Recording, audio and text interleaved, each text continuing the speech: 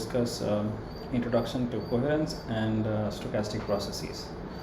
So before we begin, let's have a quick look at what we did in lecture number 1.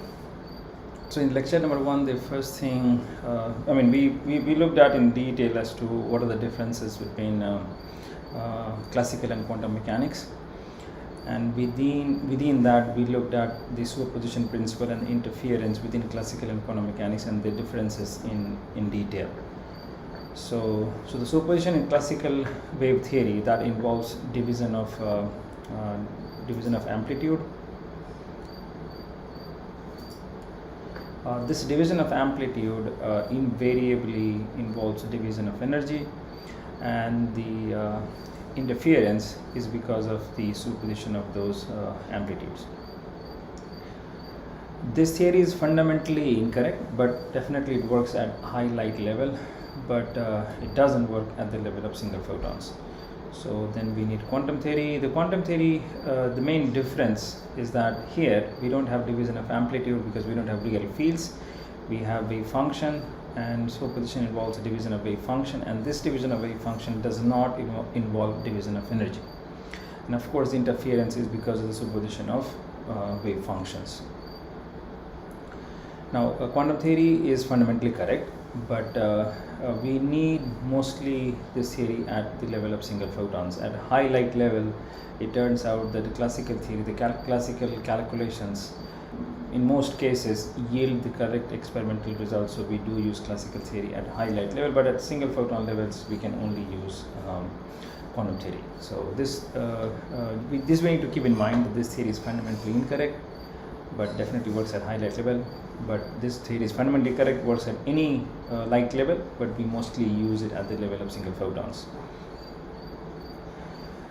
This entire thing of superposition and coherence and how it actually behaves within quantum theory can very nicely be summarized by what Dirac said, and he says a photon interferes with itself. This is the best explanation one can have, although it doesn't make sense, but this is the best explanation that we have so far, that a photon interferes with itself.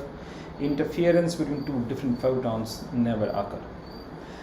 In fact, when we go to the two-particle quantum mechanics, there I will also try to kind of have a very analogous kind of intuition that there will say that a two-photon, we'll try to explain all the interference effect with the intuition that a two-photon interferes with itself.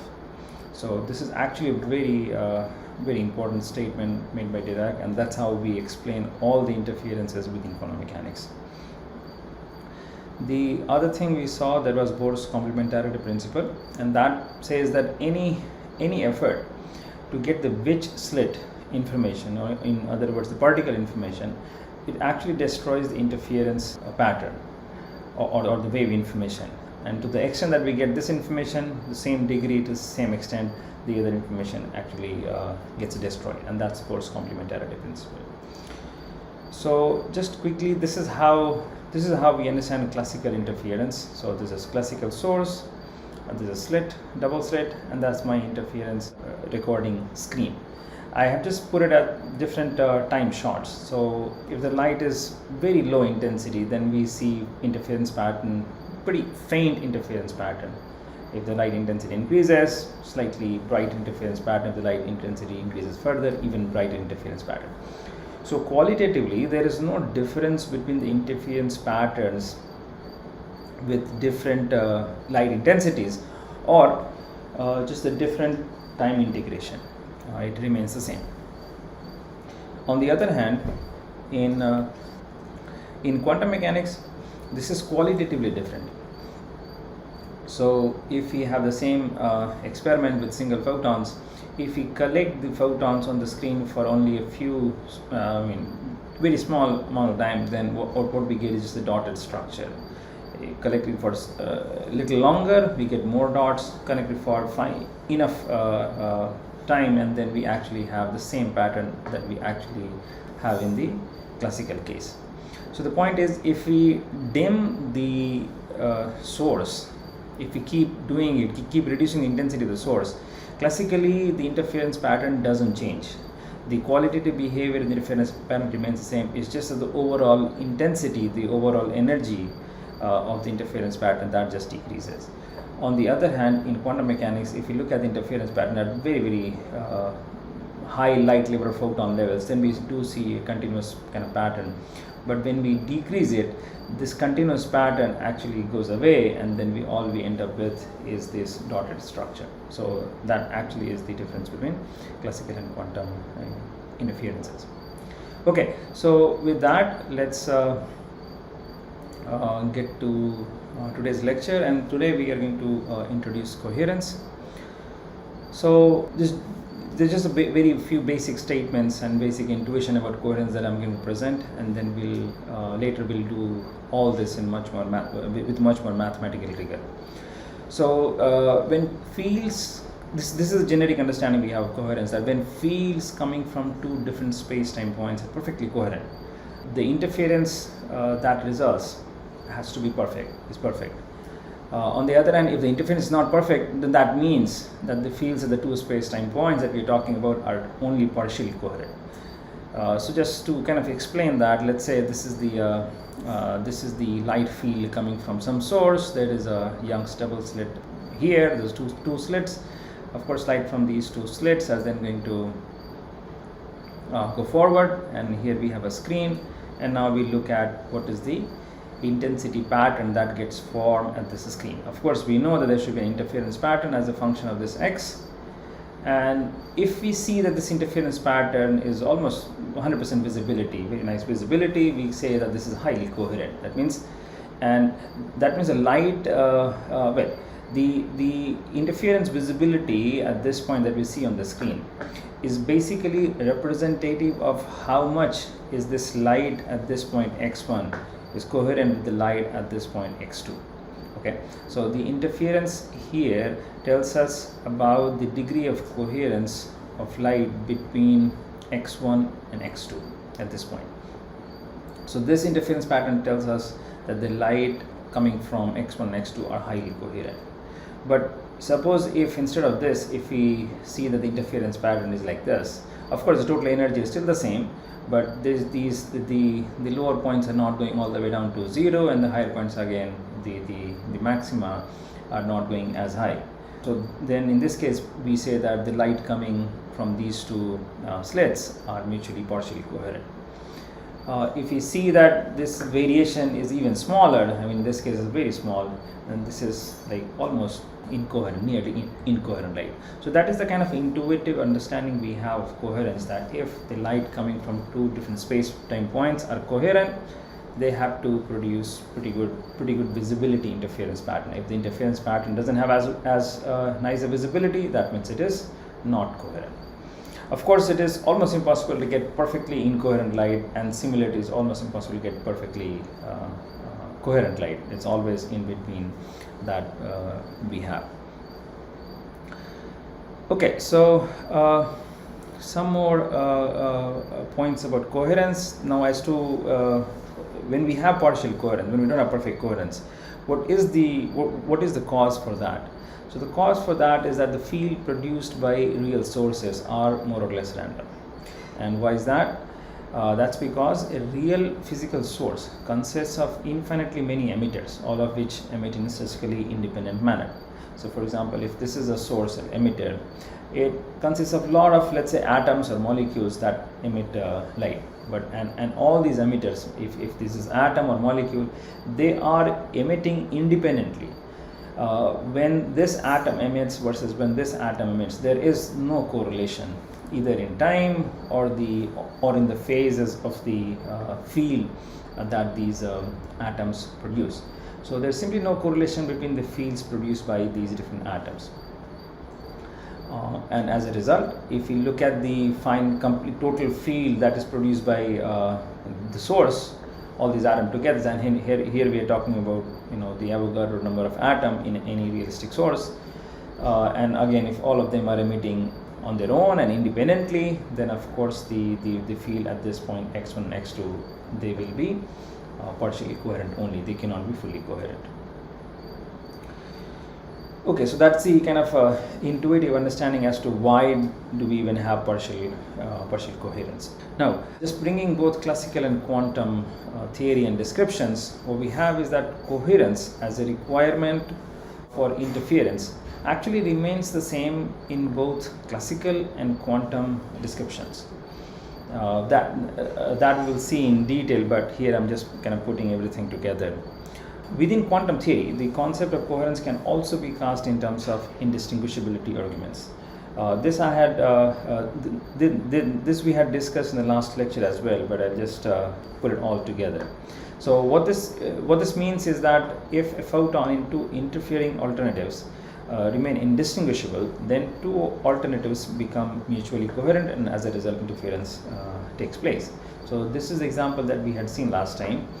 That is a laser, single photons are coming one by one, and we saw that if there was no polarizer, if this was a polarizer kept at 45-degree angle, if there is no polarizer, then we have that the photon coming from this side is vertical, photon coming from this side is horizontal. So if we just look at the photon here and put a polarizer, then if we find that it is H, then we know for sure that it came this way. If we find that it is V, then we know for sure that it came this way, and hence in that case there is no interference pattern.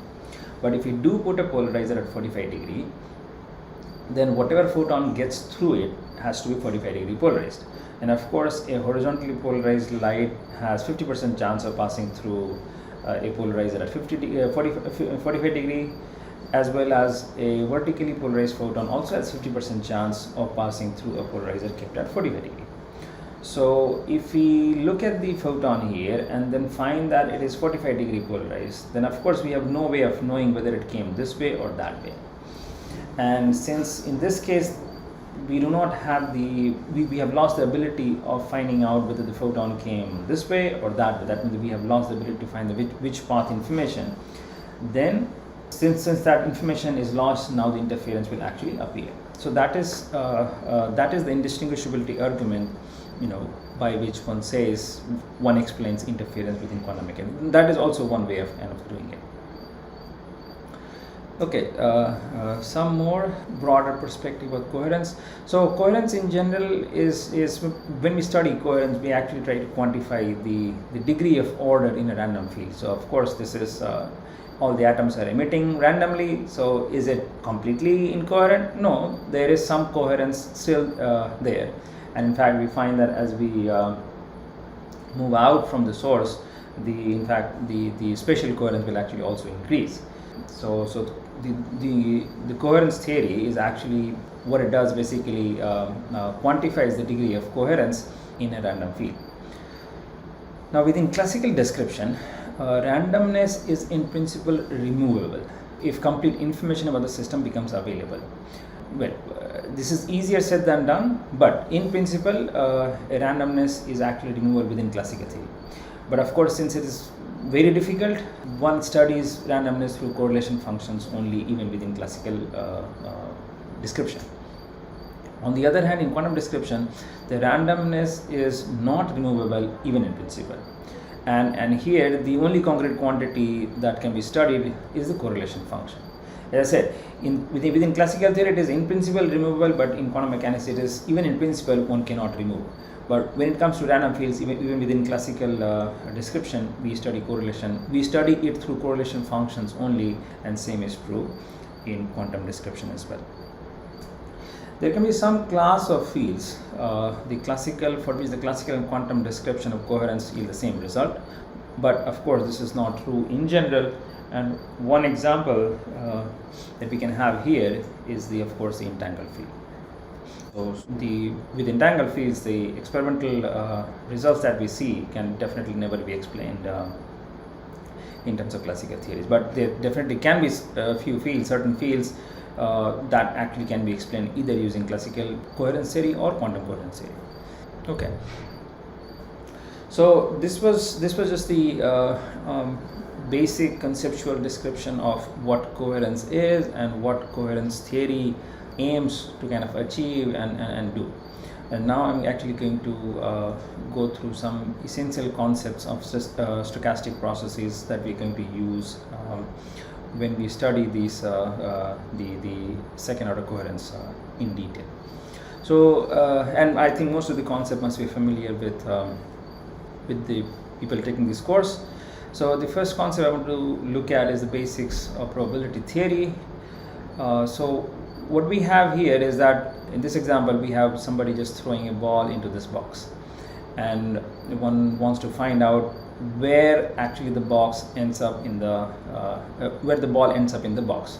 Of course, it has to be between A and B because that's a hard block, so it can't go beyond that.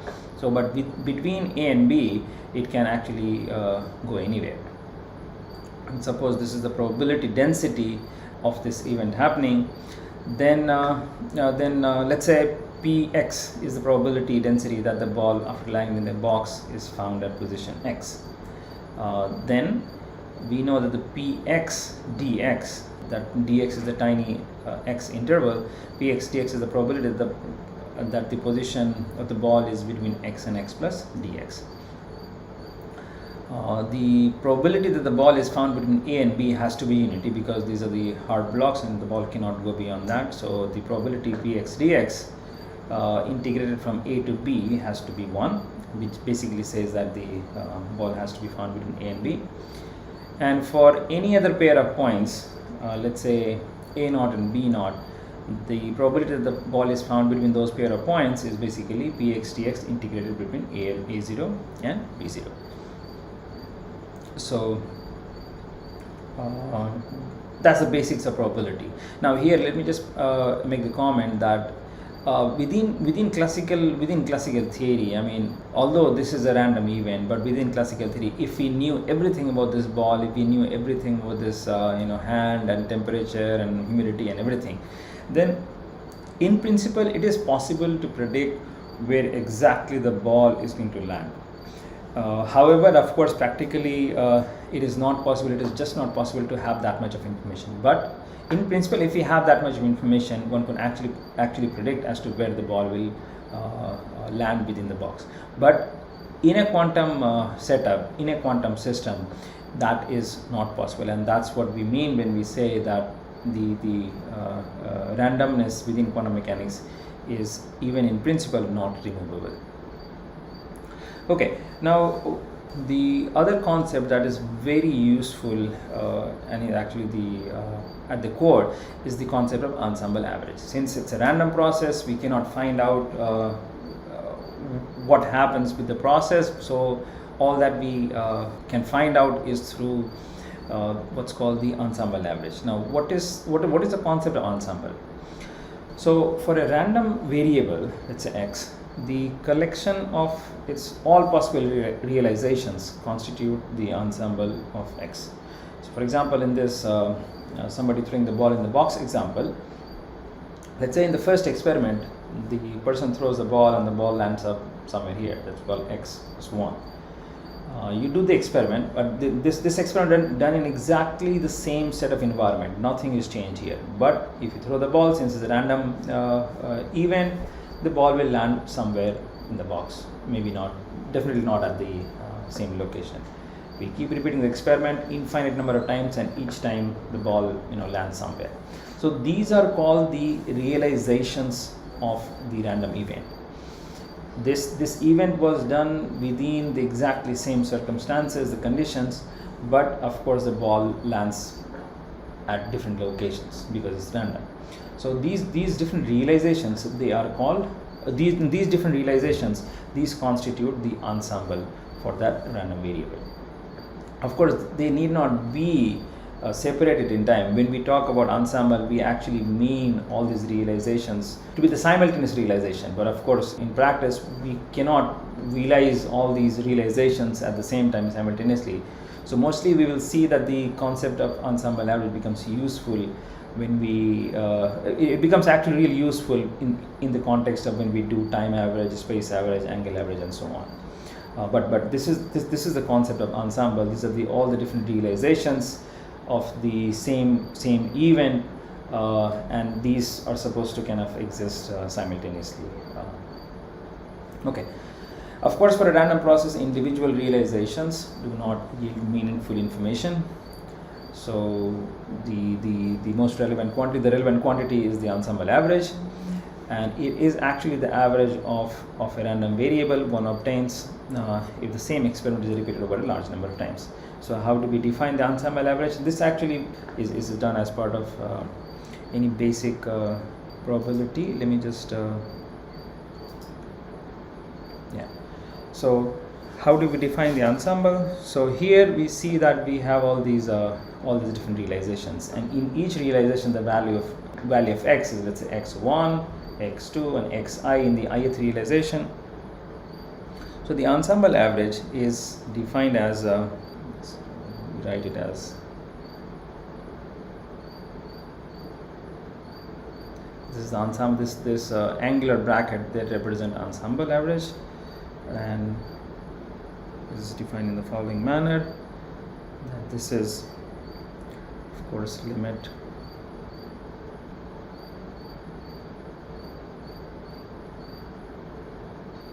and going to infinity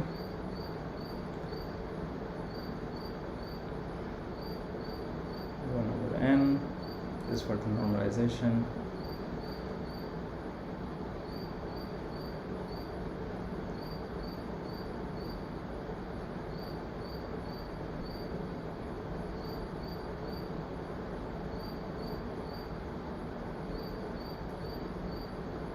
So this is the ith realization, and that's that's one of these, and we take this ith realization and then sum them over and divide them by the number of realization. Of course, when we say ensemble average, we do mean it in the context of n being infinity. Okay, so of course this x is the ith realization in the ensemble, and the we typically define this in the limit n going to infinity. Okay, so this is the definition, and most of the time we don't actually use it because of course it's not practical to have these many realizations, and quite often we have the probability density. Even though we don't have this individual realization, we do have the probability density. And so when we do have the probability density of a random process, then the ensemble average can also be calculated in this manner. This is a different way of doing the same thing. So this time it's called the expectation value. We can write it the same manner, that is the angular brackets, and this we define as, so this is the random event x, the probability density is px.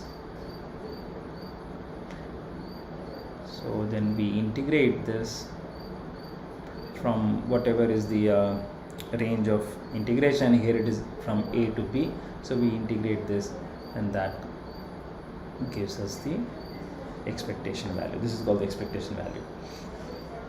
So when the probability density is known, then we can also calculate the expectation value, and the expectation value is same as the ensemble average. There is no difference. And in fact, in this course, the concept ensemble average and the expectation value, we will use them interchangeably in this course. So it basically depends on whether the probability density of a random process is given or not. One uses one or the other definition. Okay. So now the expectation value or the ensemble average of x is not the only quantity that we can find about the random process. There can be whole hierarchy of expectation values yielding different levels of information about a random process. So for example, here it's x, and then we looked at the expectation value of x, but there can be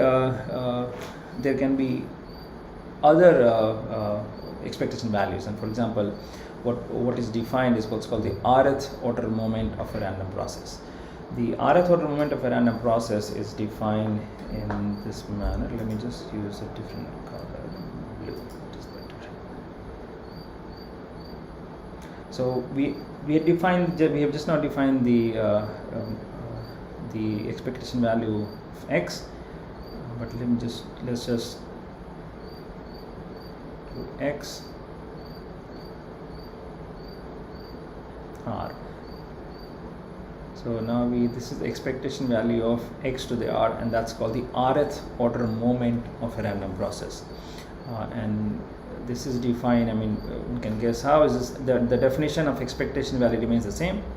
So this is just x r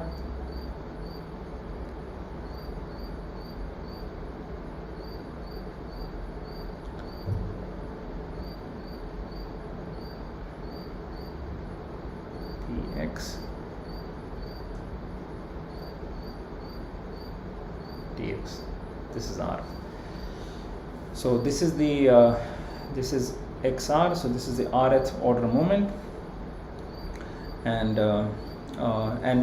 this yields a lot of other information that the expectation value of x does not, and this we will see throughout this course. Of course, the first moment, the x, that is called the mean. In fact, it is also a practice actually quite useful to define the higher order moments, this rth order moment and so on, around the mean. And in that case, these are called the central moments. So the rth central order moment we can define as is the same definition, almost the same definition. It's just that we have to define it around mean. So that means we just subtract it from the mean. So if x minus mean of x, so that becomes the quantity. And if you want the rth order moment of this one, so this quantity times rth and the expectation value of this. So of course this is defined in a very analogous manner. The definition remains the same. So now it's like x minus mean x raised to the r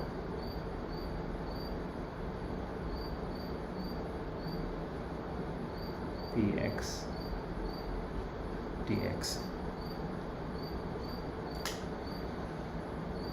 Okay, so this is the definition of the central moment.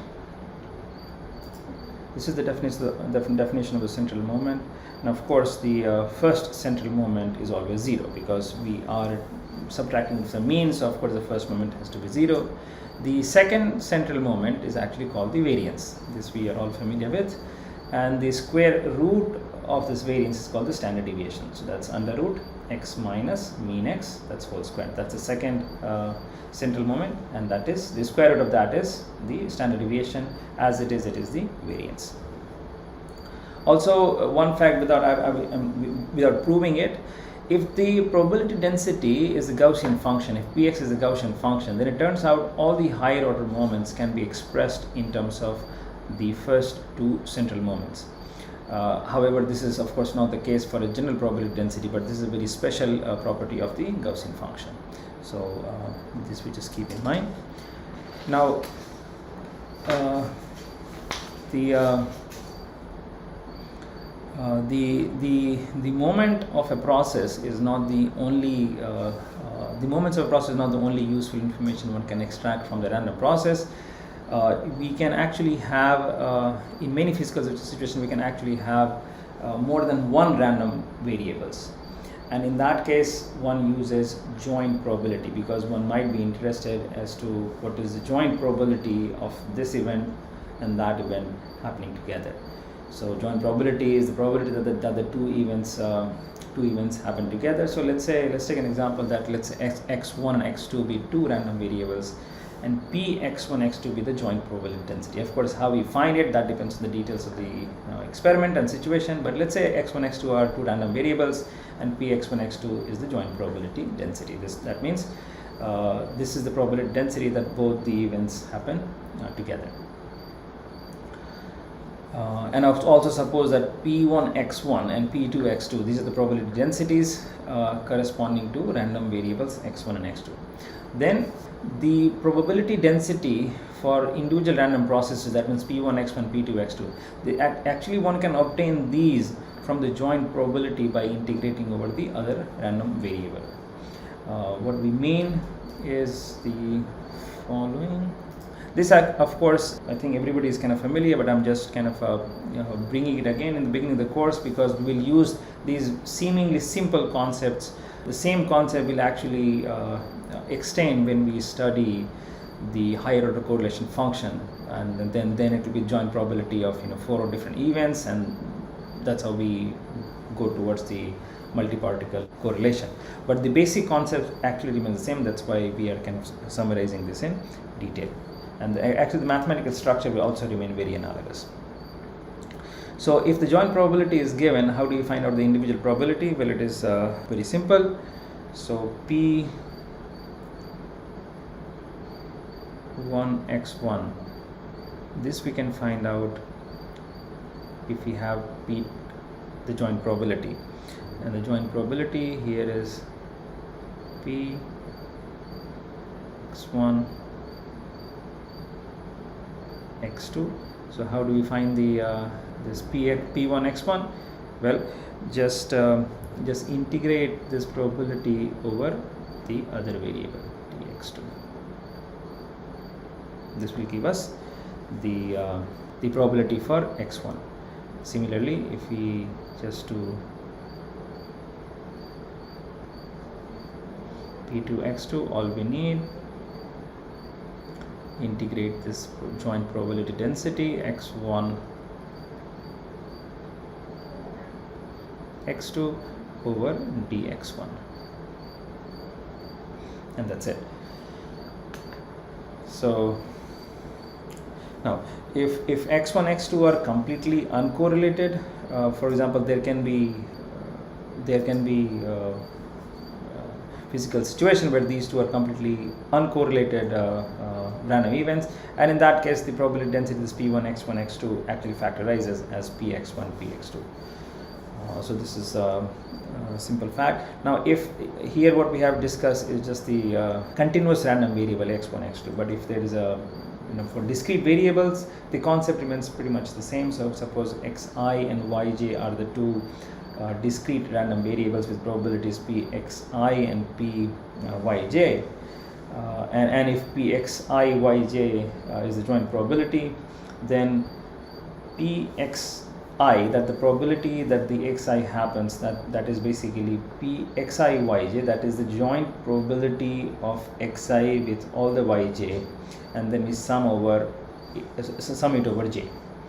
So this gives us pxi. Similarly, the probability of event yj happening is the sum of the joint probabilities of yj with all the xi's, and that's so it's basically same concept. Here is the integral, here is the summation, and these concepts we are actually going to use in an analogous manner when we actually go to the two particle quantum interference effects. Okay, so yeah, these concepts will study for the two photon entangled fields. The extension of this joint probability, with the joint probability we actually define what's called correlation function. So for more than one random variable, one generalizes this concept of moments to what's called the correlation function. In fact, the very simplest correlation function that one can construct out of two random variables is the following.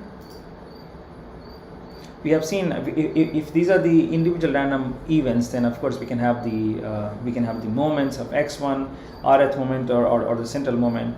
But again, if there are two random variables, then the simplest object we can define is the expectation value of x1 times x2. That's the simplest that we can define. So that's the expectation value. And how do we define it? Well, the definition is again analogous, just x1, x2, joint probability p x1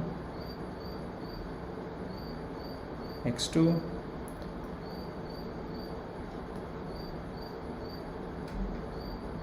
dx1 dx2. So this is the simplest object, simplest expectation value one can define when there are two random variables. Of course, if x1 is equal to x2, but if they are the same event, then of course x1 x2 becomes the second moment of random variable x2. So x1 x2 indeed contains more information than just x1 or x2. So this is a different object than just multiplying x1 and x2. So that's the main point. Now, of course, this is just the simplest, and of course we can have a whole hierarchy of correlation function that one can define with these two random variables. Here I'm putting a very generic one. This is x1 to the m, x2 to the n, and that's the expectation value or the correlation function. And this is the correlation function with mth moment of x1 and nth moment of x2. Of course, then we started with the simple expectation value of x1, and I said that simple concept we can generalize to the product of x1 and x2, and that's how it is defined.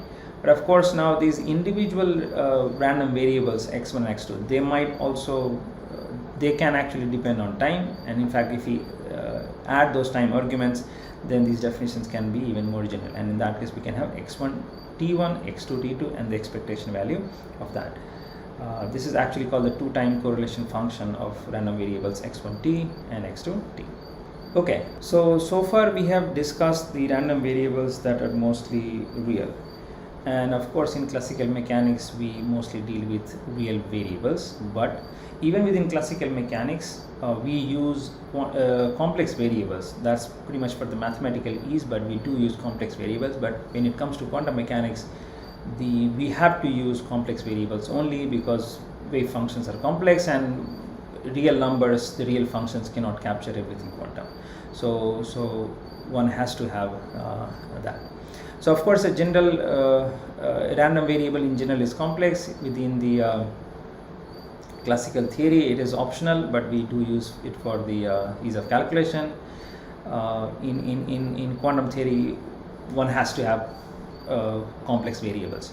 So but the idea of correlation function remains the same. So let's say now if the z1 and z2 are two complex random variables, then the two-time correlation function that we define it in this manner: z1 star t1, z2 star t2. So this definition remains precisely the same, except that this case we are adding a z star.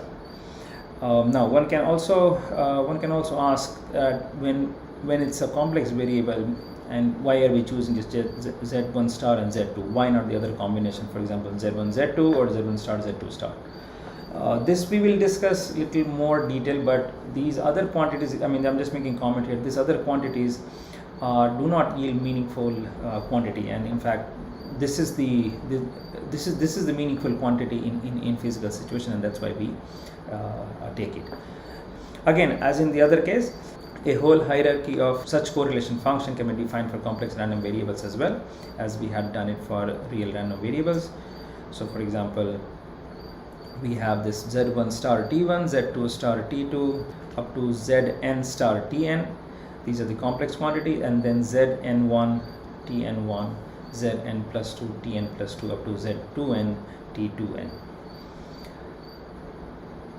So at least in this course, we will only consider correlation function with equal number of complex and complex conjugate quantities. But the definition actually, all I'm trying to point out, the definition remains same. This we started with the simple moment x1, then we go to x1 x2, then we come to x1 t1, x2 t2, then we come to the complex random variable, in which case the only difference is that we have to put in a star here and not the other combination, and then of course we can have a whole hierarchy of such correlation function. The two-time correlation function, this one, the two-time correlation function is called the mutual correlation function, and when z1 is z1 and z2 are equal, the correlation function is referred to as the autocorrelation function. So this is where we will stop today.